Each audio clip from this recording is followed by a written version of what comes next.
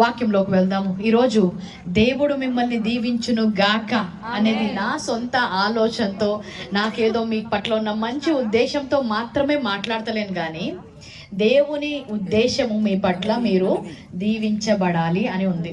అందుకనే మొట్టమొదటిసారి ఆయన ఆదాము అవ్వను తయారు చేశాడు మనుషులని. మొట్టమొదటి మనుషులు ఎవరండి? ఆదాము అవ్వ.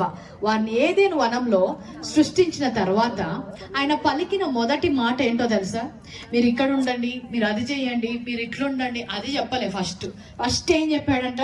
ఆదికాండం 1వ అధ్యాయం 27వ వచనంలో చూస్తే, మొట్టమొదటిగా దేవుడు వారిని ఆశీర్వదించెను అంట. మొట్టమొదటిగా ఆయన వారిని దీవించాడు. దేవుని యొక్క ఆశీర్వాదం వారిపై పలికారు. అంత మాత్రమే కాకుండా మనం నోహావు జీవితంలో చూస్తే, నోహావు జీవితంలో కూడా ఆదికాండం 9వ అధ్యాయంలో ఆయన చూసినప్పుడు నోహావు అతని కుమారులను దేవుడు ఆశీర్వదించి, మీరు